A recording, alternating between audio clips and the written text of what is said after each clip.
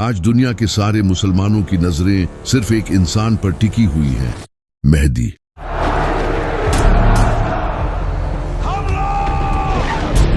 हर कोई इस इंतजार में है कि कब इमाम मेहदी आएं और मुसलमानों को लीड करें ताकि मुसलमान पूरी दुनिया पर हुकूमत कर सके। लेकिन हर कोई ये जानना चाहता है कि इमाम मेहदी आएंगे कब। क्या इमाम मेहदी का ज़हूर सिर्फ मुसलमानों की किताबों में ही लिखा है या फिर दुनिया के डिफरेंट रिलीजन्स की किताबों में भी इमाम मेहदी के आने की प्रेडिक्शंस की गई हैं? और सबसे बढ़कर इमाम मेहदी आखिर किस तरह आज की इस दुनिया में आकर दुनिया की सुपर पावर्स का सामना करेंगे? तो चलिए जानते हैं।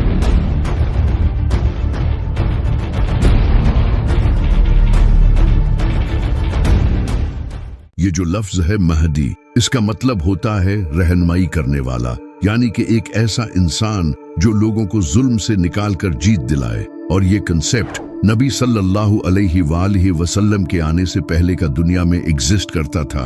आप सल्लल्लाहु अलैहि वसल्लम से हजारों साल पहले हजरत नूह अलैहिस्सलाम के टाइम पर, जब लोग हद से ज्यादा करप्ट हो चुके थे, बुत प्रस्ती, करप्शन, जुल्म, नाइंसाफी लोगों में भरी हुई थी। लेकिन उस वक्त कुछ नेक लोग भी जिंदा थे।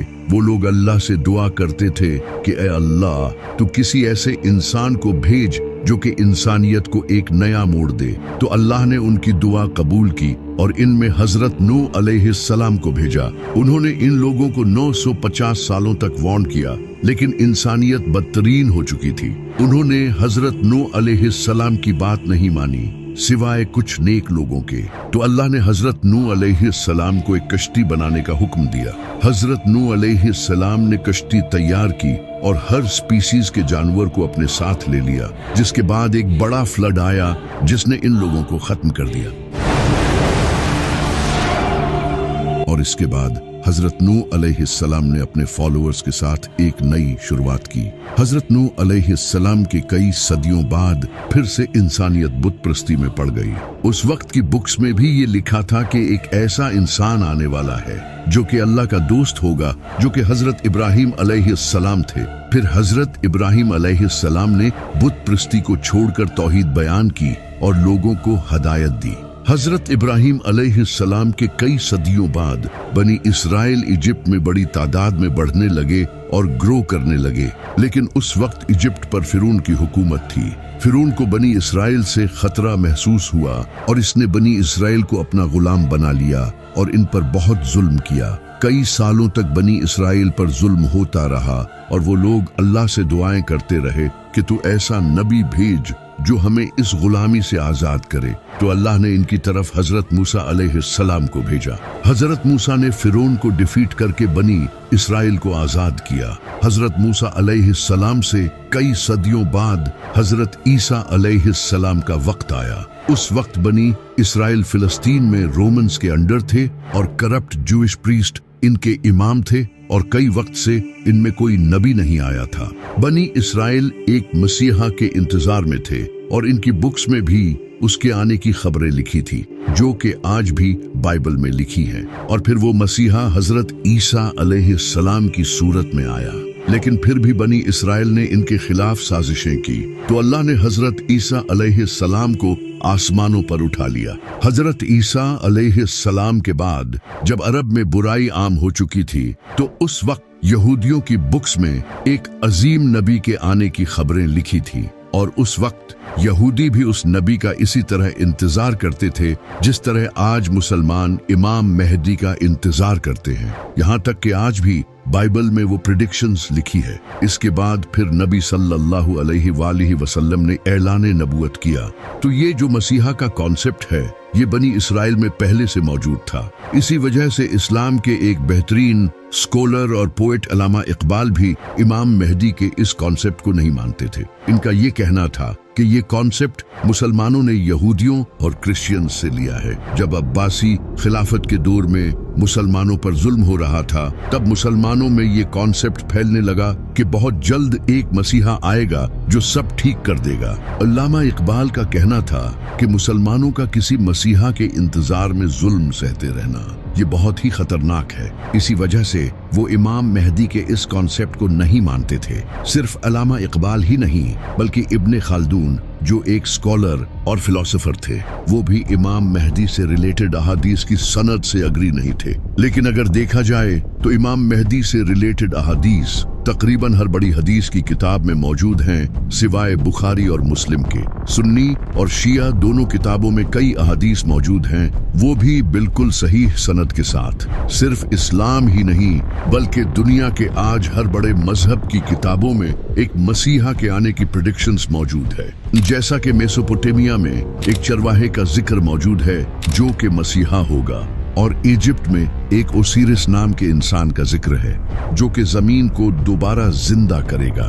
इसी तरह ज़ोरोआस्ट्रियन मजहब में एक ज़ाराथुस्ट्रा नाम के इंसान का जिक्र है जो कि आखिरी वक्त में पैदा होगा और एक बड़ी जंग लड़ेगा। इसी तरह हिंदू कल की अवतार को मानते हैं जो कि कलयुग के वक्त आएगा। वो सफेद रंग के घोड़े पर सवार होगा और इसके हाथ में तलवार होगी जो कि जुल्म के खिलाफ लड़ेगा और पूरी दुनिया में दीन फैलाएगा। बुद्धिज्म में भी एक मैत्रेय नाम के इंसान का जिक्र है जो कि उस वक्त आएगा जब लोग दीन से फिर जाएंगे। वो सच फैलाएगा और दुनिया को सीधी राह दिखाएगा। इसी तरह यहूदी भी अपने मसीहा को मानते हैं जो कि फ्यूचर में आने वाला है, लेकिन उनका वो मसीहा दज्जाल होगा जो कि इन्हें लीड करेगा और थर्ड टेंपल को बिल्ड करेगा। वही क्रिश्चियंस हजरत ईसा अलैहिस्सलाम के नज़ूल को मानते हैं जिन्हें मुसलमान भी मानते हैं। तो ये मसीहा का कॉन्सेप्ट हर मजहब में मौजूद है, और इस्लाम में भी इमाम मेहदी का कॉन्सेप्ट खुद बनाया नहीं गया बल्कि ये सही हदीसों में मौजूद है। यहाँ तक कि अमेरिका का प्रेसिडेंट जो बाइडेन भी इमाम मेहदी के बारे में जानता है। I didn't know the difference that existed. I didn't know what the hidden imam. I didn't know what the hidden imam. I didn't know what the hidden imam. और Netanyahu भी ये जानता है कि मुसलमान दोबारा से खिलाफत कायम करेंगे। They don't want any Western presence here, and guess what? Increasingly, they don't want any Western presence here either. They have dreams of reestablishing the caliphate. लेकिन यहाँ सबसे बड़ा सवाल यही है कि आखिर किस तरह इमाम मेहदी इस दुनिया की बड़ी पावर्स को चैलेंज करेंगे जिनके पास एडवांस वेपन्स हैं, जो इस पूरी दुनिया की इकोनॉमी तक को कंट्रोल करते हैं। We have the strongest economy in the world. जिनके पास आज के हर मुसलमान का डेटा मौजूद है। आखिर एक इंसान किस तरह इन सब को शिकस्त देगा, जबकि इमाम मेहदी के इस दुनिया में आने से पहले हालात और ज्यादा डिफिकल्ट हो जाएंगे। सीरिया में जुल्म हो रहा होगा जो आज भी हो रहा है। After years of laying dormant, the civil war in Syria is suddenly dynamic again.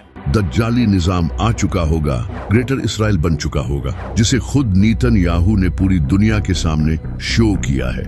The whole Middle East changes. We tear down the walls of enmity.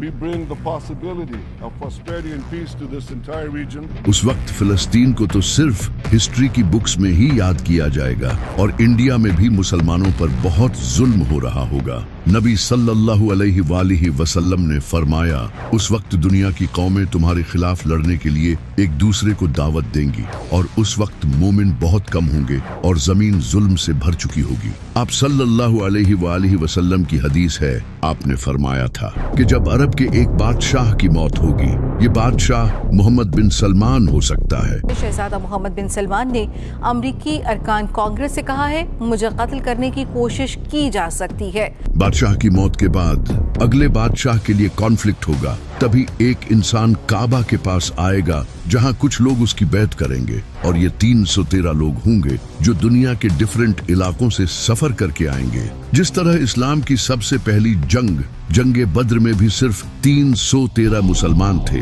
जिसके बाद इस्लाम का एक नया चैप्टर शुरू हुआ। इसी तरह इमाम मेहदी के साथ भी उनके 313 खास साथी होंगे जो नेक, इंटेलिजेंट, स्ट्रॉन्ग और परहेजगार होंगे। और कई अहादीस में आता है कि वो ऐसे लोग होंगे जिन्हें दुनिया में कोई नहीं जानता होगा, लेकिन अल्लाह के नजदीक इनका बड़ा मुकाम होगा, और इनमें से एक इंसान के पास 40 इंसानों जितना इल्म होगा। और ये सिर्फ लीडर्स ही नहीं होंगे बल्कि कमांडर्स, स्कॉलर्स और थिंकर्स होंगे। जब ये लोग इमाम मेहदी के हाथ पर बैत करेंगे तो इसके बाद वो इमाम मेहदी की एक फौज बनाने में मदद करेंगे। जब इमाम मेहदी का ज़हूर होगा तो इसके बाद वो मुसलमान जो मजलूम जिंदगी गुजार रहे होंगे वो इमाम मेहदी को सपोर्ट करने के लिए जाएंगे, जैसा कि Khorasan, Yemen, Iran, Afghanistan, Iraq और सीरिया, क्योंकि आज इन कंट्रीज की कंडीशन बहुत बुरी हो चुकी है, जिसकी वजह है ये America. Americans have never, ever, ever, ever let their country down. Never. सितंबर 2014 में अमेरिका ने सीरिया पर अटैक किया, जिसके बाद कई सालों तक सीरिया में जंग का माहौल रहा और आज सीरिया की हालत बदतरीन हो चुकी है। इसी तरह अमेरिका ने 2003 में इराक पर हमला किया और आज उसकी हालत भी खराब है। और इसी तरह अमेरिका ने कई सालों तक अफगानिस्तान के साथ भी जंग की और आज अफगानिस्तान की हालत आपके सामने है। वहां आज इतनी गुर्बत है। और अभी मार्च में अमेरिका ने यमन पर एयर स्ट्राइक्स की, जो कि अमेरिका का सबसे बड़ा मिलिट्री ऑपरेशन था। अब अमेरिका यमन के साथ भी यही करना चाहता है, क्योंकि यमन फलस्तीन के साथ खड़ा है और इसराइल के शिप्स पर अटैक करता है और पाकिस्तान को भी सीक्रेटली अमेरिका ही कंट्रोल करता है बिकॉज ऑफ पाकिस्तान मिलिट्री। लेकिन इन सब के अलावा ईरान ही एक ऐसा कंट्री है जो इस वक्त अमेरिका और इसराइल को टक्कर दे रहा है।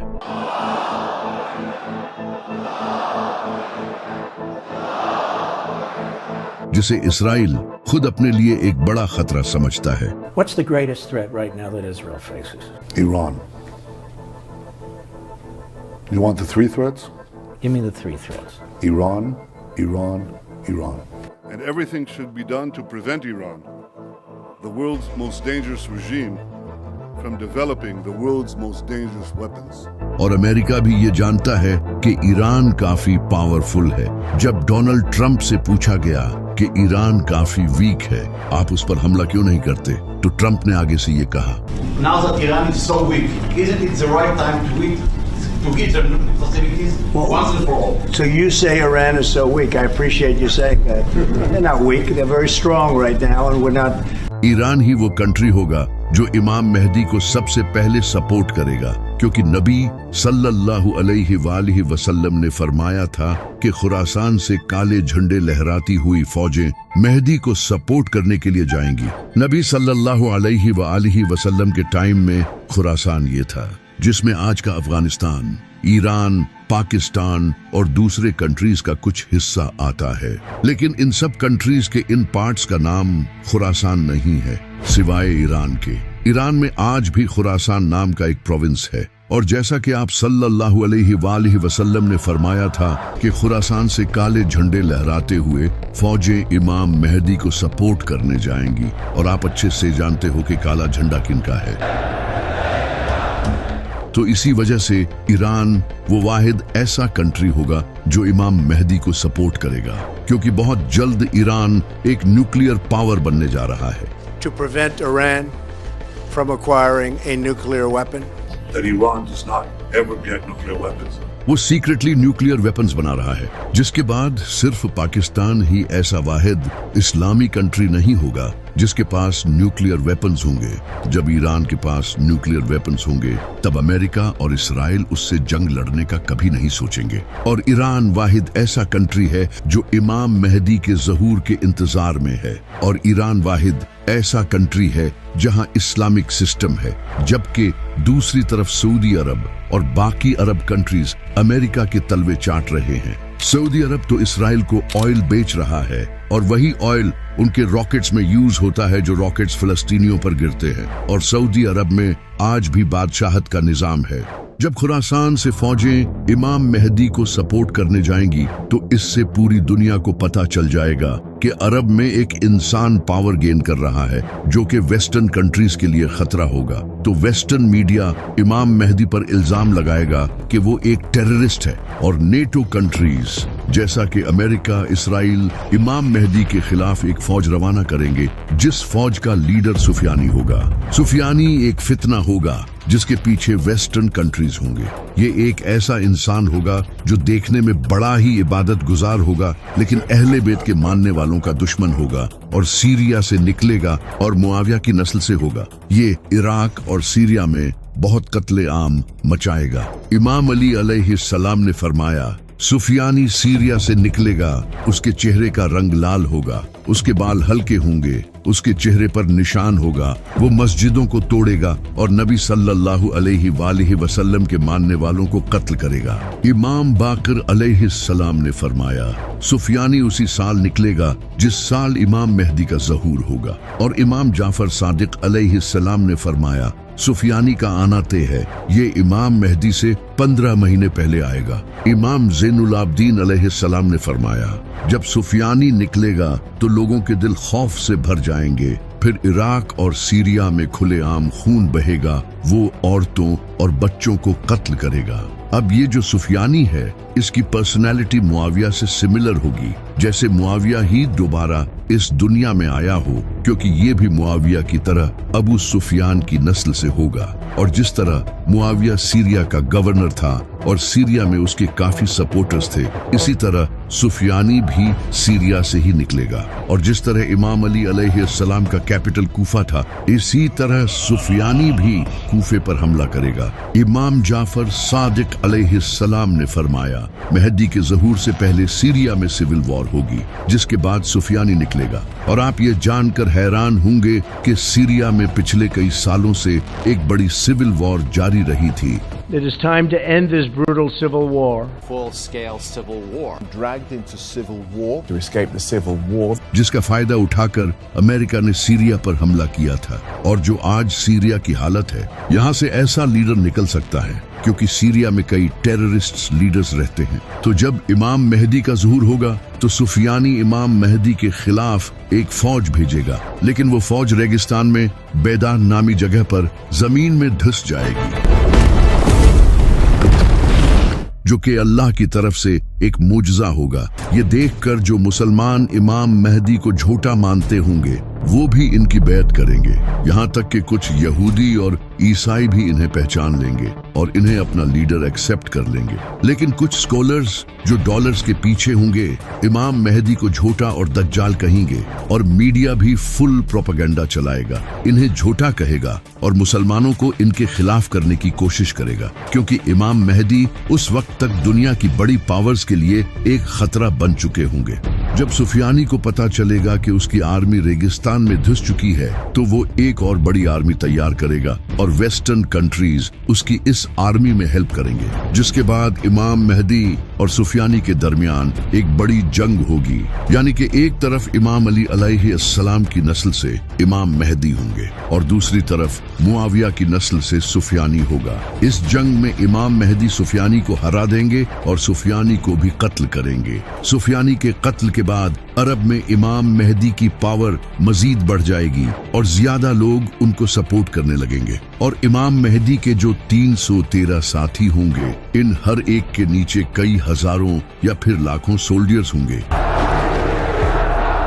कई ऑर्गेनाइजेशंस इमाम मेहदी की सपोर्ट में आने लगेंगी और इसी वक्त इमाम मेहदी हिंदुस्तान पर हमला करेंगे, क्योंकि वहां मुसलमानों पर जुल्म हो रहा होगा, और हिंदुस्तान को फतह कर लेंगे, जिसके बाद इमाम मेहदी पूरी दुनिया में एक ग्रेट लीडर बन चुके होंगे, जिसे देखकर नेटो इमाम मेहदी के साथ एक पीस ट्रीटी साइन करेगा। यानी कि यूरोपियन कंट्रीज और अमेरिका इमाम मेहदी के साथ अग्रीमेंट करेंगे, क्योंकि उस वक्त इनके लिए इमाम मेहदी के अलावा भी कोई और खतरा होगा, तो इसलिए वो इमाम मेहदी के साथ अग्रीमेंट साइन करेंगे। नबी सल्लल्लाहु अलैहि वसल्लम ने फरमाया था कि तुम्हारे और रोमन्स के दरमियान एक पीस ट्रीटी होगी, जिसके बाद तुम उनके साथ मिलकर किसी और से लड़ोगे और वो तुम्हारा और उनका दुश्मन होगा। अब वो दुश्मन कौन होगा, ये तो फ्यूचर में ही पता चलेगा। हो सकता है कि वो ज़ायनिस्ट्स हों, क्योंकि वो मुसलमानों के भी दुश्मन होंगे। इमाम मेहदी दूसरे कंट्रीज के साथ मिलकर उसके खिलाफ जंग करेंगे और ये जंग मुसलमान क्रिश्चियंस के साथ मिलकर जीत जाएंगे। जीत के बाद मुसलमान और नॉन मुस्लिम्स अपने कैंप्स में आराम कर रहे होंगे कि तभी एक ईसाई क्रॉस को उठाएगा और गाड़ देगा। यानी कि वो ये दिखाना चाहेगा कि ये क्रिश्चियंस की जीत हुई है, न कि मुसलमानों की। लेकिन मुसलमान उस क्रॉस को तोड़ देंगे और ये दिखाएंगे कि ये अल्लाह की जीत हुई है, न कि उनकी। इस वाक़ये से मुसलमानों और वेस्टर्न कंट्रीज के दरमियान हुई ट्रीटी तोड़ दी जाएगी, जिसके बाद वेस्टर्न कंट्रीज इमाम मेहदी के खिलाफ अपनी बड़ी फौज तैयार करेंगे। ये काफी बड़ी जंग होगी। इस जंग में वेस्टर्न कंट्रीज बड़ी फौज के साथ आएंगे।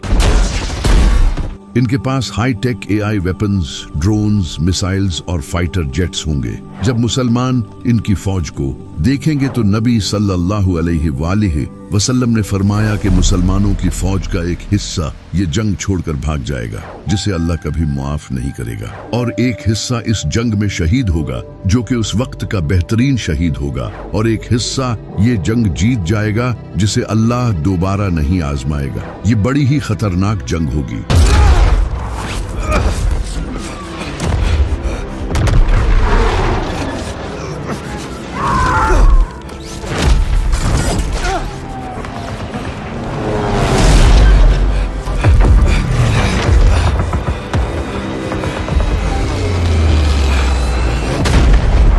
ये जंग सीरिया के करीब या फिर टर्की के साउथ में लड़ी जाएगी, जहां आज से कुछ टाइम पहले सीरिया की जंग भी हो चुकी है। इस जंग को जीतने के बाद मुसलमान सीधा कॉन्स्टेंटिनोपल जाएंगे, जो कि आज टर्की का इस्तांबुल शहर है। यानी कि इमाम मेहदी से पहले इस्तांबुल मुसलमानों के हाथों से चला जाएगा, और ये इस्तांबुल सिटी मुसलमानों की हिस्ट्री का बहुत ही इम्पोर्टेंट शहर है।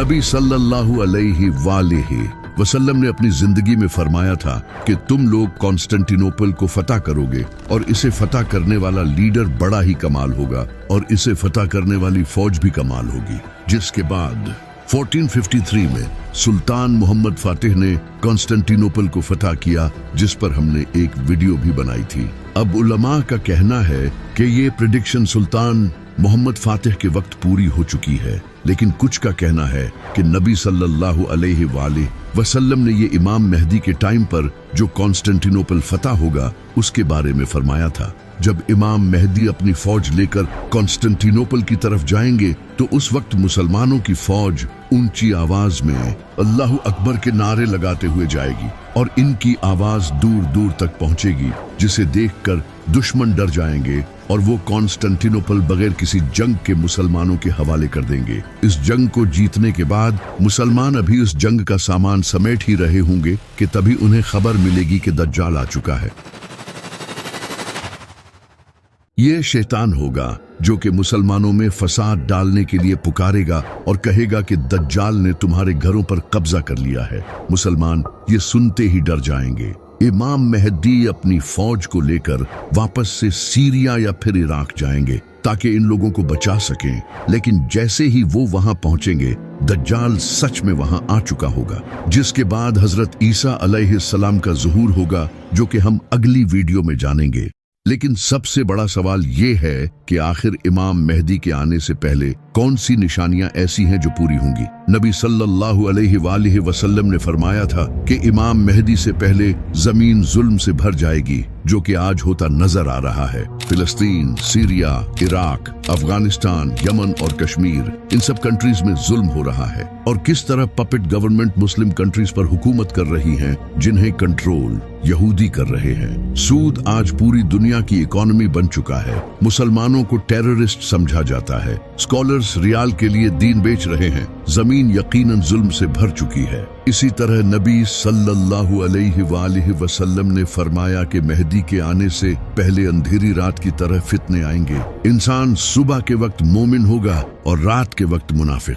और आज आप देख रहे हो कि सबसे ज्यादा फितने अरब में हैं, जहां हर वक्त जंग चलती रहती है। इसी तरह मीडिया सबसे बड़ा प्रोपेगेंडा फैला रहा है, जिसका कुछ पता नहीं कि सच क्या है और झूठ क्या। लेकिन कई प्रेडिक्शंस ऐसी भी हैं जो कि अभी पूरी नहीं हुई। जैसे कि नबी सल्लल्लाहु अलैहि वसल्लम ने फरमाया था कि इमाम मेहदी के आने से पहले यमन से एक इंसान निकलेगा। वो लोगों को सच और इमाम मेहदी की तरफ बुलाएगा। जब वो निकलेगा तो मुसलमानों के लिए हथियार बेचना अलाउड नहीं होगा, और ये सुफियानी के टाइम ही आएगा। इस वक्त अगर देखा जाए तो यमन में हुतीज का ग्रुप ऐसा है जो फिलिस्तीन के साथ खड़ा है, जो कि खुद को अहले बैत की नस्ल के कहते हैं। ये हुतीज इसराइल के शिप्स को डिस्ट्रॉय करते हैं जो यमन के पास से गुजरते हैं, तो हो सकता है कि वो इन्हीं में से कोई हो। इसी तरह नबी सल्लल्लाहु अलैहि वसल्लम ने फरमाया था कि ईस्ट से एक बड़ी आग निकलेगी जो कि 3 रातों तक देखी जाएगी। लोग उसे देखकर खौफ का शिकार हो जाएंगे। अब ये आग एक न्यूक्लियर एक्सप्लोजन भी हो सकता है, जैसा कि ईरान जो कि अरब के ईस्ट में है वो सीक्रेटली न्यूक्लियर वेपन्स बना रहा है। तो हो सकता है कि ईरान एक बड़ा न्यूक्लियर टेस्ट करे, क्योंकि अमेरिका और इसराइल सब ईरान के न्यूक्लियर वेपन्स बनाने से डरे हुए हैं। तो अगर ईरान ने ये न्यूक्लियर एक्सप्लोजन किया तो इससे सच में लोग डर जाएंगे। और जैसा कि नबी सल्लल्लाहु अलैहि वसल्लम ने फरमाया था कि ये आग 3 दिनों तक जारी रहेगी, इसका मतलब कि मीडिया भी इसकी कवरेज करेगा। इमाम जाफर सादिक अलैहिस्सलाम ने फरमाया कि इमाम मेहदी के ज़ुहूर से 15 दिन पहले एक इंसान को काबा के पास कत्ल किया जाएगा। इसका नाम नफ्से ज़किया होगा। ये इंसान मोस्ट लाइकली एक इस्लामी एक्टिविस्ट होगा जो कि लोगों को सच बताने की कोशिश करेगा, लेकिन सऊदी हुकूमत शायद इसे कत्ल करवा देगी। तो ये कुछ ऐसी निशानियां हैं जो कि इमाम मेहदी के आने से पहले पूरी होंगी। लेकिन ये निशानियां भी बहुत जल्द पूरी होने वाली हैं, क्योंकि नबी सल्लल्लाहु अलैहि वसल्लम ने फरमाया था कि आखिरी वक्त में क़यामत की निशानियां इस तरह पूरी होंगी जिस तरह तस्बीह टूटने के बाद इसके दाने एक के बाद एक गिरते चले जाते हैं।